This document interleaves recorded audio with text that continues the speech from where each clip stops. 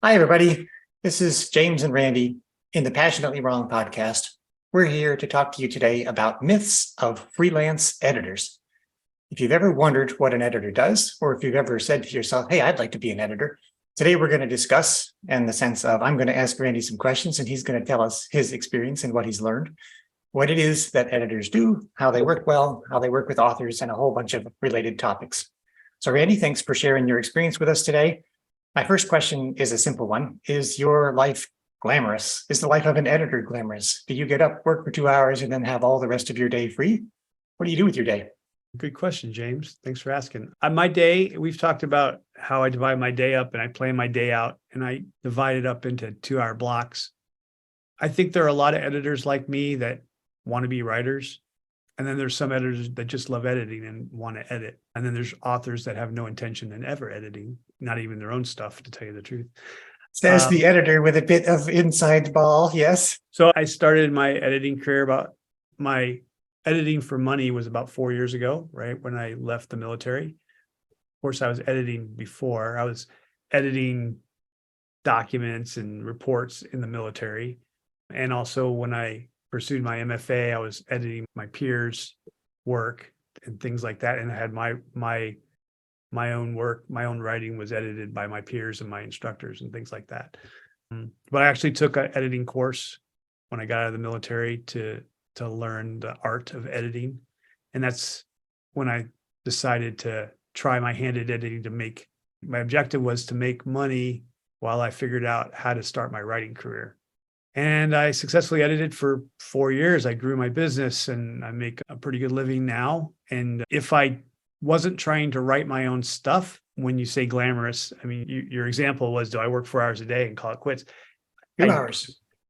2 hours. I could work 20 hours a week, make probably a 6-figure income if I just wanted to edit. But I keep looking at other things that I'm more interested in. I edit things for free that I think are worthwhile. Like I have a client who's a quadriplegic and when he was 40, he got in an accident and became a quadriplegic, which is pretty shocking to anyone. And he wanted to write a book about his experience and the medical kind of rabbit holes he went down. And he wanted to help other people following behind him who were quadriplegics how to survive better with using technology and what medicines worked for him and didn't work and what medical procedures. And so he came to me as a paying customer and recommended from a friend of mine. And I didn't realize what his story was at first. So I charged him for the first edit.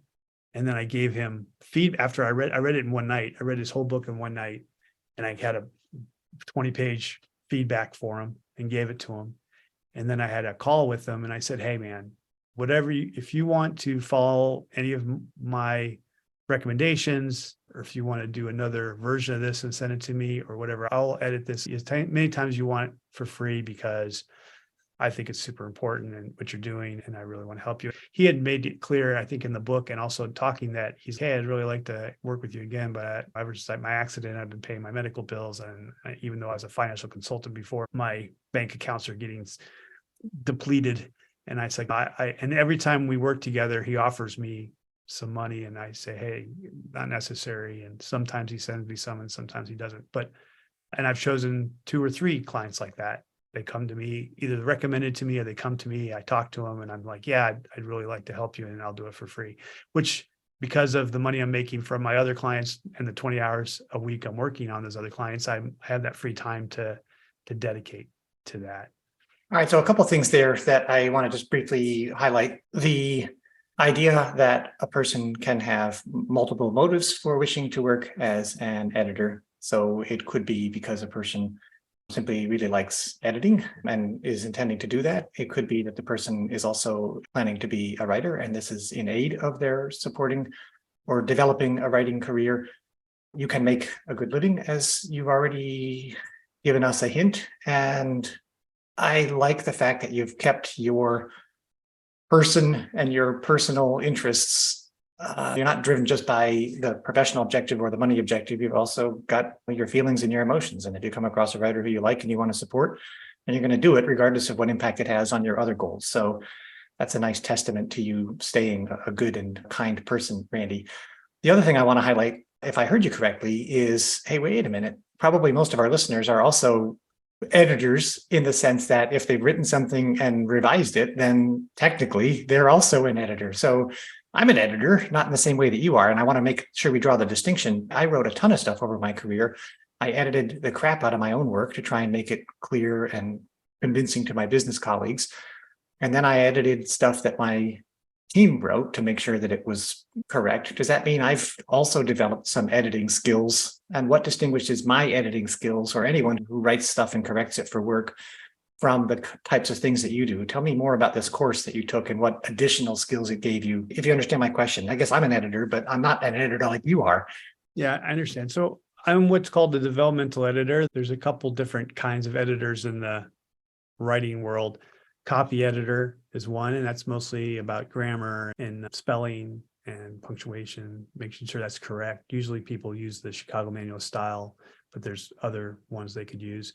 And then there's line editing. And so I would say that people who edited things like the way you described it were probably doing copy editing and line editing, where they would do word choice and look at a Right. sentence and see if it's got a purpose and if that needs to go in there and to be reworded and things like that. That's kind of line editing.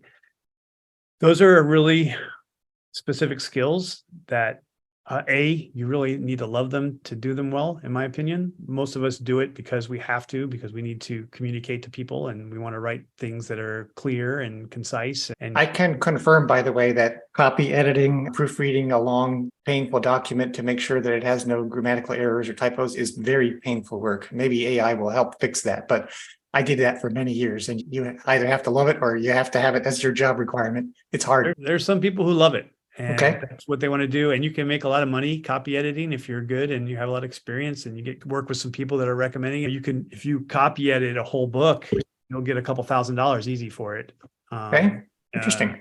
Yeah. And so that's but the other, a lot of people are, I'd say if you're a real copy editor, and there's some industry norms that you have to learn about how to recommend it to the author to do this and give them the options of word choice. And you come up with a page of, hey, are you writing British English or American English? And are you going to use this term because it's used in the South, even though it's not the proper way to say something, and colloquialisms and formatting and things like that. So there's industry norms that you probably have to learn, which aren't difficult. You can take a quick class on it and probably learn most of them. And then you can go off and have a successful copy editing career, which a lot of people do for businesses, because businesses don't want to put their newsletters out there without a good copy edit and things like that. Line editing is usually for nonfiction and fiction books, but it's more for, hey, are we doing proper word choice? Are we communicating what we want to? Does this sentence have a purpose? Does this paragraph have a purpose, organization, and things like that? And then developmental editing, which I've decided I'm good at and I like to do, which is important, because I took line editing and copy editing courses in the beginning before I had a lot of clients, because I was like, I should open my aperture and take whatever I can, because I'm not making any money. At first, I was getting one developmental client like every 3 or 4 months, which wasn't paying the bills. So I opened up my aperture and took a couple clients, and the other stuff I did not like. And it was very stressful because I'm not good at it. I'm not instinctively a line editor or a copy editor. It didn't take in most of my life. And so when I learned all of this stuff, it became a very tiresome, and to go through and look at my notes and make sure I was catching everything. And I wanted to do a good job, like I try to do in most of what I do. And so after I did a couple, I'm like, yeah, this isn't for me. I'm just going to focus on developmental editing. Now, the course I took was a course that teaches a methodology for developmentally editing, mostly fiction, though it has a nonfiction component to it that was released later after I went to the course. And it's called The Story Grid. And it's a book written by Sean Coyne, Coyne, and he has a YouTube channel.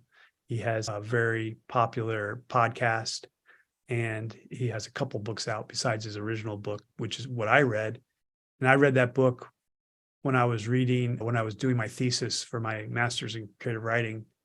And I was halfway through my thesis, which was about a 350-page fiction book. And I was stuck. And I read his book and I listened to his podcast and I got some crazy ideas. And I finished the last 150 pages in a week. And then I turned it in. And when I had to defend my thesis, whatever that means. And I always thought it was funny when I had to defend my thesis in my creative writing, because I wrote the book. What are you going to ask me? That's not the way a guy would think, because that's how my guy thought. But it was the weirdest thing. And it wasn't very hard, but all my peers were very intimidated by it. They're like, aren't you worried? I'm like, worried about what? I wrote the book. You can't ask me about the book. I'll make up an answer if I don't know it. But they were very generous. And one of the things they told me was the last half of the book was a lot better than the first half of the book, which made me think that, hey, StoryGrid's got something going. After that, I'd read a couple other books. And after I finished my thesis, I actually got an email, because I subscribed to their mailing list, and it said, hey, we're having a editor certification course.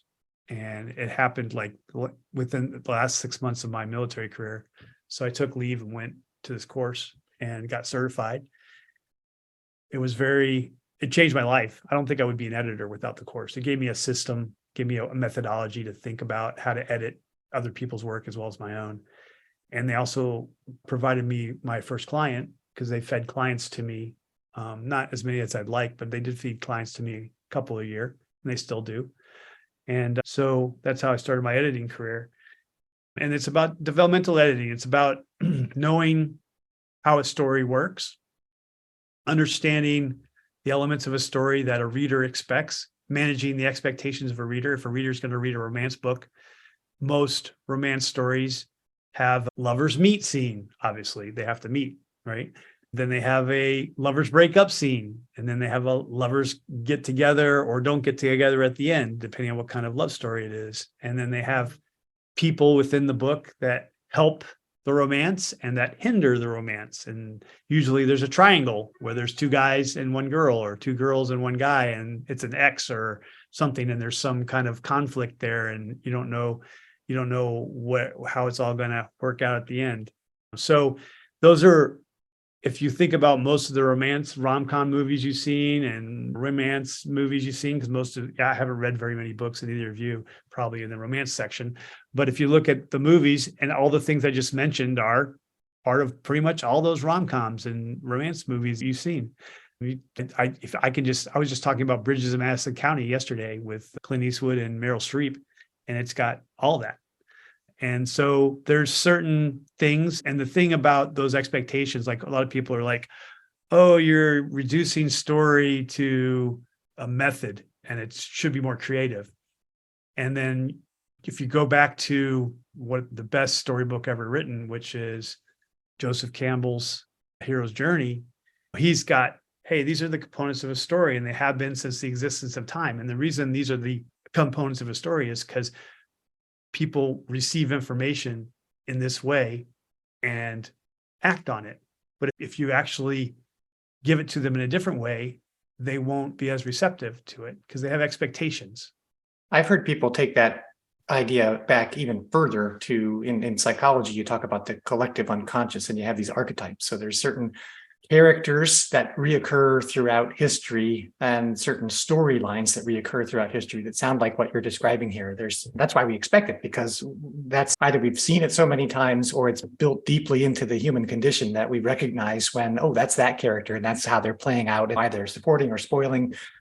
Okay, so that's interesting. And what you're suggesting is, and it makes sense, right? Because otherwise your job wouldn't exist. There's something qualitatively very different about what a developmental editor does compared to either a copy editor or a line editor. And you're getting into the story itself. And that leads me to a question I might ask. And I didn't want to interrupt your discussion of what you do, but maybe you can help explain it also through this one. How do you pick clients? I know it's at the beginning, you just had to let them come, but assuming you have some flexibility now, are you personally able to take on anyone? Do you take on anyone regardless of what they're writing? Will you be just as comfortable with a comedy as you would a romance versus a historical novel? So a little bit that thought process of how the editor and the writer find themselves a good match. Yeah. So I always do a discovery call with anyone that Hmm. I'm considering. I think a lot of the clients think that they're having the call to consider to take me. Right. Works, it's reciprocal. It works both ways. I always ask for a sample because there's probably a time when an author is ready for an editor. And then there's a time where you haven't really figured out your story yet. And maybe you need a book coach. And I do both. I didn't initially, but I took some other classes on book coaching and read some more books. And it's similar but different because book coaching is taking someone from a concept, and the concept can be well defined, or it can be like, I want to write a book about dragons. I was like, great. All right, let's flesh that out a little bit. I'll look at a sample, and during the call, I'll say, look, I feel that you're not ready for me to look at. If you have your whole manuscript, I wouldn't be able to help you very much because I don't think you've figured out your story in a compelling way yet. And I suggest you read these books, and I'd give them some help that way. And sometimes I've had authors who are just like, I've been writing this for 10 years and I've been to 15 editors and I finally finished it, and I gave them different pieces of my thing. And I really just want someone to look at the whole thing and see if it's worth the life I've put into this. And sometimes I'll read your book, but I'm not going to write a report on it, but I'll have a conversation with you afterwards and say, and give you and answer any questions you have about pieces of your theme and your character arc and everything. And I'll give you my suggestions on what you should do next if you want. And that's a different price. It's a different product than what I usually do, which is I read it. I give a 30 to 40 page report on good things and bad things and things that worked and things that didn't. And I give suggestions on how to fix it. But if they really haven't figured out what their story is, all of that information based on what they gave me is worthless, because I will guide them in a direction that they didn't want to go. It's like, that's not the story I want to write. I was like, I don't think the story, you've defined what the story you want to write is in this manuscript. And that's the problem. So that's what the discovery call is. I know you want to say something, but the discovery call is for me to figure out where they're at by seeing a sample. And I also have a questionnaire, like a 2-page questionnaire. What are your objectives with writing this book? And then seeing if we're a good fit, and then give them options. And then I send them some proposals, like with different options, and then we move on from there. So that's how I choose clients. So if I hear you right, the people that are coming to you are themselves different in terms of what they are trying to achieve. They're certainly different in terms of their state of readiness or completion. They might be at an early stage or a later stage. And therefore, in your discovery call, you've figured that out a little bit, where they are and what they're looking for. And you also have different services that you can offer, depending upon certainly what you think you can deliver, but also potentially where they are in their author's journey, if I can call it that, and what might actually help them at that point. I guess that took you a little bit of time to figure out as you were talking with clients, what was a good way to start that. It wasn't that everybody needed the same thing and you just applied a cookie cutter approach. Interesting. Yeah. So that's what you said is right. And I do 3 services, basically, 4, if you count ghostwriting. So I'll do a developmental edit. I have a manuscript out from the person. I'll read a sample. I'm like, this guy can write. Okay. So I'll read his manuscript. And then I'll do a full read of the 80,000 word manuscript and deliver a report and give some other comments on the side in the comments section and everything like that. Then I will decide that maybe we should start with an outlining. I'll do outlining with them. I'm like, let's let's outline your book and figure out where you're going from beginning to end, where the character arc is going, where the plot is going, and things like that, because I don't think that's clear yet to you. And then the third one is I will book coach them, which includes the outlining part, and then I'll walk them through writing chapter by chapter. They'll write a chapter, send it to me. I'll look at the chapter and teach them how to write clearly and compelling chapters and things like that. And then the last thing I do is ghostwriting. I've had a few people. In fact, I just had a client 2 days ago write me an email. I've been coaching her for a year, and she decided it wasn't worth her time. Her husband actually said, she said she didn't email. She said, my husband said that maybe some people just can't write, which I thought was rude. Ouch. And so she said, did you say you ghostwrited? Maybe you can ghostwrite this for me. So we're going to have a conversation about that on Sunday. And what I'm going to tell her is, you're not a bad writer. But the biggest problem I see with writers is they don't write. They write something and then they rewrite it, and then they're not happy with it, and they rewrite it and they rewrite it and they rewrite it, and they never finish. And that's a big problem. And my experience is, if you just finish, if you finish the book, start to finish, this is the plot, this is what happens. If you just do that, then you, as the author, can go back, read it, start to finish, and go, oh, I can make this better. But if you never finish and you never get to where you want to go, because just because you want to get there doesn't mean that's where the story is going to go. I've found out too, the authors will change in mid-stroke. So until you get to the end and figure out where you want to go, you can't rewrite the beginning, because the beginning's got to be different than the end, because you have to have change. It's stories about change. And then I can't help you, because I have people try to give me 3/4 of a manuscript. Hey, I want you to edit this so I can figure the ending out. So it doesn't work that way. I can. It's not going to be as productive as you think it is. I've tried it a couple times and I quit doing it because it doesn't work for people. And so those are the 4 services I offer. So I don't do copy editing or line editing, like I said. So you partly anticipated one of the questions I wanted to ask you, but I'll ask it this way. Do you ever find yourself in a position of needing to tell someone, maybe you're probably not cut out to be a writer, either because of the quality of their writing itself, or because they don't have a good storyline, or because for whatever reason they just can't get around to actually completing something? Do you have to cut the relationship sometimes, or how do you handle such awkwardness? Because I assume not everyone is a super good writer, but maybe I'm wrong. So I always, if I see a person that's struggling writing a scene, because scenes are the basic building blocks of a book. Scene can be a chapter, or it can be multiple scenes in a chapter, but it's a functional block of a story. And if they have a problem writing a compelling scene, then I will take one of their scenes, rewrite it in a compelling way, and said, this is what a scene looks like. It's got to have a beginning, middle, end. It's got to have a conflict. It's got to have action. And it's got to have internal dilemmas. This is a scene. And I'll explain it to them, and I'll explain what I did. And I said, this is a scene. This isn't maybe your scene. This is a complete scene. And if you can, and I'll give them some tools to say, hey, when you write your scene, check this and this, and you'll have a functional scene. It may not be the best scene, but it'll be a functional scene, which means it'll have a beginning, middle, and end, and conflict and things like that. And then you'll be closer to finishing your book if every scene is like that. So when I read, and like I said, when I do the discovery call and read their sample, I can usually see if they understand how to write a scene. And that might be my first thing, is you don't really understand how to write a scene. And so we need to start there. And so maybe we need to do a couple coaching sessions, and then you can go back and rewrite your manuscript, because you'll understand how to write a scene. And then we can edit your manuscript. I think that would be a lot more productive. A lot of times the clients will turn me down, because that's not what they wanted. I wanted someone to read my manuscript. I was like, me reading your manuscript is not going to help you. So I don't want to read your manuscript, but I have friends and peers that may want to do that. And I could give you some contact information. You can reach out to them and see if they'll do it. That's my worst case scenario. That's my worst case scenario. Most of the time I will edit 2 scenes and rewrite 1 or 2 scenes of theirs and give that back for free, and say, because I like to help people write better stories. That I really like that, and I would like them to pay me to do that.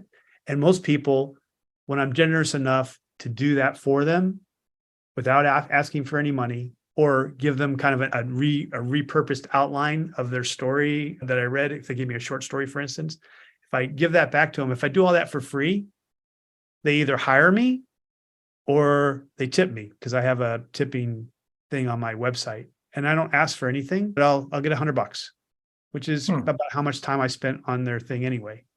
I found that I've made more money off being generous than lost. Now, I have found some people to be malicious in their asking for free stuff, And basically they just want free stuff and then they'll never talk to you again.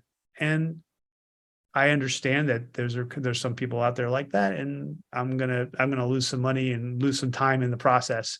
But I found that the more generous I am, the more comes my way. And so I don't have a problem with those dorks that I meet every now and then. So let's stick with the money side of things for a moment, in the sense of, I guess some of the people who come to you have not yet been published and they want to become a published author. So they haven't earned any money from their writing. Are those people just making an investment in their future and paying you out of their pocket? I guess they must be. How do you charge such people? Is it always hourly? Is it a fixed fee? Do you take a percentage of what they might ultimately sell their book? How would you structure an arrangement for somebody depending on their ability to pay you? I know you've already explained you'll help people generously and maybe sometimes you get paid back, but in general, the business model, a word on that if you're willing to share. Sure. I was trying to figure this out in the beginning because I didn't really have mentors I wanted, though the course I went to came with a mentor, but I was hesitant to ask him for every little problem I had. So I was trying to figure it out myself. They also said things that don't go along with my personality. Never offer anything for free. Mhm. Either you should always ask for what you're worth. And I did offer stuff for free. And I got burned once in a while, but like I said, I think I made more than I lost. But I charge for manuscripts. I'll charge by the word. And I have 3 different levels of depth that I will go into analyzing, and that'll depend on the quality of their writing. And that I usually get that from the sample. Sometimes I'm wrong, and I'll reimburse money if I'm like halfway through and I'm like, you know what, you're not ready for this level. A lot of times your first couple chapters are really polished because you've sent them to multiple editors and friends. Like, hey, so you get tricked. You'll get the first couple chapters. You're like, wow, this guy can really write. And then when you get to chapter 5 and above, you're like, oh, what happened? What happened? And so I've done this before where I've read 25% of the book and then contacted the person. Hey, I'm not saying you're a horrible writer. I'm just saying some of your scenes aren't completely developed. And I think you would be better served if I lowered you to a different level of editing. And then we had this conversation about how to make your writing to the next level next time, which can be heartbreaking for the authors because some of them have worked on this manuscript, like like Krista did, for 8 years. And my report basically said, you need to start from zero and start over with an outline. Let's talk about it. And I also can feel out an author if they're listening to me. Like some of them refuse to listen to me. If that's the case, if you don't want to listen to any advice I had to say, you think I'm wrong, then this is what you pay me to do. Do you have any questions? And then we part ways, and I probably never see him again. But if the author reads my report, the patient who goes to a doctor and gets insulted when the doctor says they're overweight and they need to exercise, and then they say, "I want a second opinion." The doctor says, "You're ugly too." Exactly. So that happens. And then the second way is the other option is they listen to me. They absorb what I wrote in the report, and they come back with intelligent questions. And I had a guy that I edited last month, and he's basically, you're telling me I got to start from scratch. And I was like, that would probably be the best way to sit down with me if you want and outline the next version of this book so that it's more compelling and meets the expectations of your reader who wants to read a thriller. Because right now you haven't written a thriller. So that I charge by word if I'm going to do an actual edit on a manuscript. I'll charge by session if I'm going to do book coaching. I'll say, hey, buy 12 sessions. And if at some point you don't want to finish them, then I'll reimburse the difference. But 12 sessions will get a solid outline, get you through the first 5 or 10 chapters, and me mentoring you writing chapters. And at that point, you can say, I got it. Thanks for the mentoring. I'll write the rest of the book without your help and come back later so you can edit the manuscript. Or you can say, you know what, this was really good. I really enjoy your feedback. Let's continue, and I'll pay for another 12 sessions. That's how I do book coaching. If I do ghostwriting, it's per hour. And that's how I do everything. So you've partly answered my question, but let me ask it because it goes beyond just the payment. And that is, are you giving people fish or are you teaching them to fish? And maybe it depends. Some people, in other words, how long does a person benefit from working with an editor such as yourself? Do some people get to that point after 12 sessions and they have it down and they go away and they're happy? Who benefits from this and how long do they benefit? You know what I'm asking? Yes. I started my business teaching people to fish. I'm not a gatekeeper of information. I also really believe that you can't edit your own work because you're blinded. Close. You're too close. You're blinded by what you're trying to accomplish. And in a way, you have a complete story in your head, but it's not always on the paper. Or too much of it's on the paper and it's too boring. And you can't cut, we saw it, we call it killing your babies. You can't kill a scene because you love it so much, but it doesn't really help the plot of the story. So I really feel that, and I feel once I've worked with someone, they see, I have so many repeat customers because they see what I'm bringing to the table and how I'm making their product better, their manuscript, their story better. So therefore they come back to me. So even if a person is skilled and knowledgeable, there are definite benefits to continuing to work with an independent person for the reasons you just mentioned. That it's okay. I like that.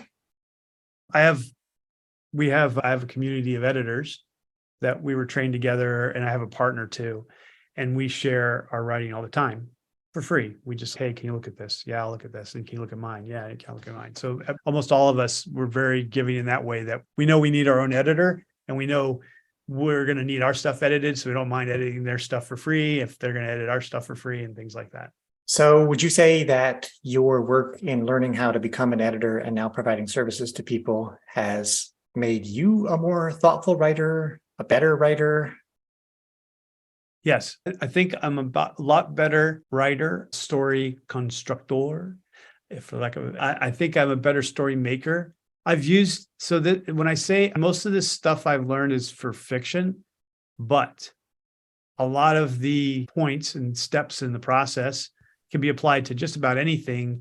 I just had a friend of mine contact me a week ago, and I had spoken to him like 3 months ago. And before that, I hadn't spoken to him in 20 years. We served on a Green Beret team in the 90s. And I found him on Facebook. I saw some comment. And I was like, hey, Rod, what's up? Let's get on the phone. Let's catch up. So he's running a business in the United States somewhere, the consulting businesses on leadership and stuff like that. And he's writing little newsletter articles. He hit me up last week. He's like, hey, I thought of you about this. I don't know if this is what you do. Can you edit these? And he sent me 3 samples.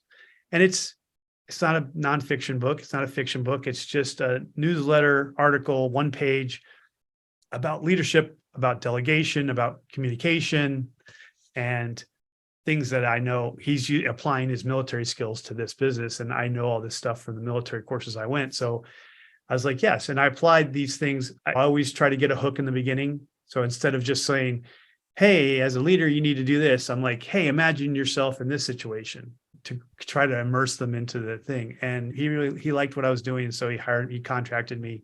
And now I'm doing that for him. But a friend of mine said, hey, I knew you've always been a good writer. When I knew you in the military, my son's applying for the FBI. Can you look at his letter? I'm like, sure. And then I read his letter, and then I reorganized the same thing. Hey, here's the hook. Here's why you should hire me. Here's my qualifications in an entertaining, compelling way. Here's the conclusion why you should hire me again. I sent it back to him. This is great. And then he sent it in. He got in the FBI. I've done the same thing for my kids on their college application essays. Some people don't appreciate what I did.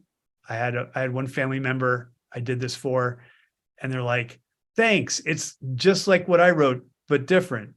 Yeah, it's like 5 million times better, dude. but so some people appreciate the actual reorganization and why it's better, and some people are just like, thanks for looking at it. And then they get what they want out of it. And I don't know if they would have otherwise, but I use it for a variety of things, and I apply it to just about everything I do in writing.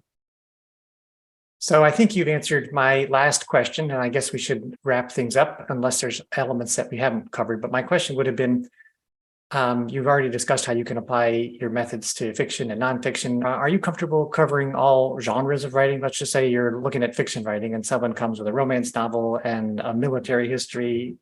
It works equally for them. And are you equally comfortable with them? Or do you say, not really, that's not my thing.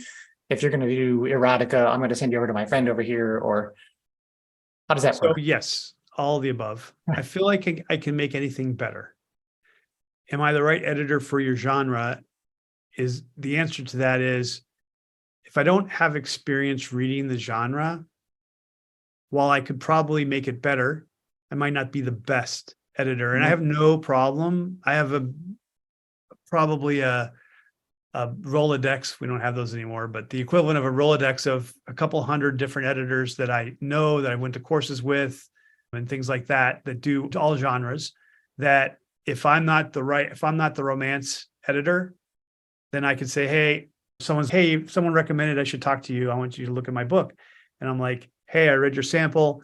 This isn't really my forte. I'm confident I can make it better, but I'm not a romance story writer or reader. So therefore, it's harder for me to understand the convention. It's harder for me to give you examples of what a good convention might look like, or obligatory scene conventions, these expectations for your readers, because I'm not a reader of that.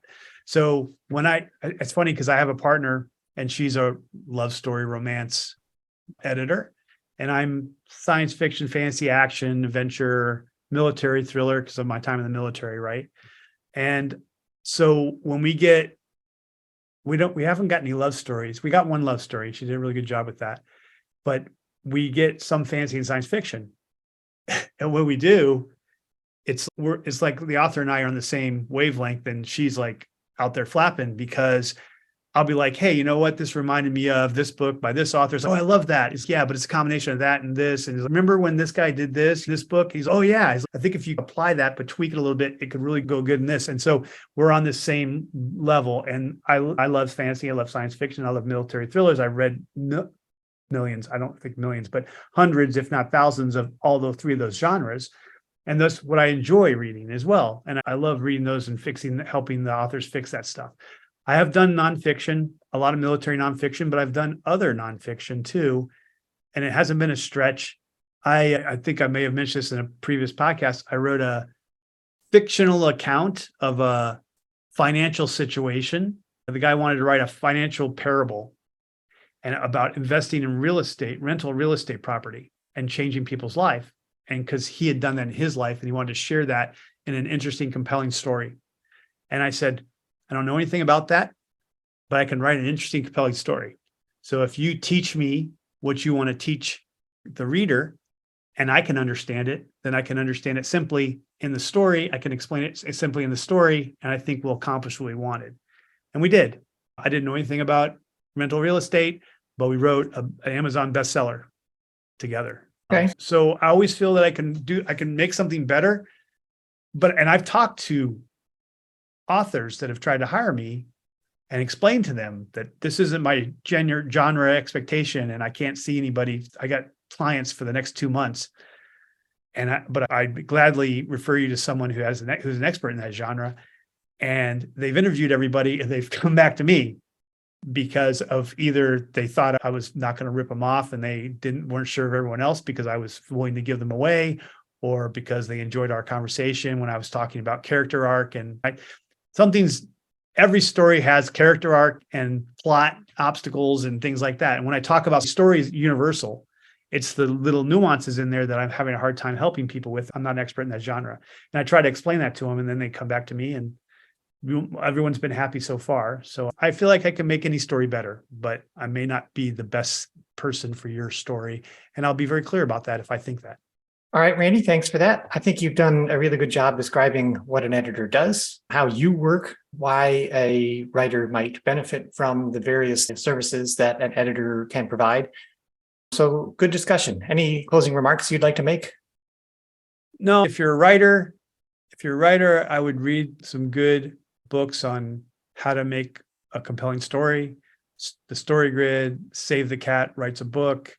Snowflake method. There's a bunch out there, but the more you can read and then take away what you can from that is a good start to writing a compelling story. If you want to be an editor, I just pick a method, learn it really well, and apply it, and then adapt it as you move through your career, which is what I've done. I've got 3 or 4 methods mixed up into what I do now, moved away from the Story Grid only. But those are the 2 things I'd recommend to authors and editors out there. All right. Thanks, Randy. And thanks, everybody, for listening. We look forward to seeing you next time. All right. Take care, everyone. We'd love to hear what you think. So please comment on the show with your thoughts. We read all of your comments. Thanks for joining us, and thanks for subscribing. See you next time.